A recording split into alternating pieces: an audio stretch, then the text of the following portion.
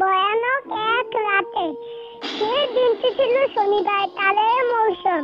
রাতে খাওয়া শেষে যখন দেখলাম বৃষ্টি থেমে গেছে, তখন আমি, আমার মা, ছোট ভাই, মামনি ও মামাতো ভাই বোন মিলে তাল কুড়াতে গেলাম। সেদিন আকাশের চাঁদ ছিল না, রাতে ছিল খুব অন্ধকার। আমরা তখন পুকুর পাড়ে তাল গাছের নিচে হঠাৎ একটি তাল পড়ে। মামনি তাল আনতে যায়, তখন তাল গাছে আবার খসখস শব্দ শুনে তাল গাছে মাথা এদিকে তাকাই। তাকাতেই আমাদের হুঁশ উড়ে গেল। গাছের মাথায় জল করছে লাল দুটি চোখ।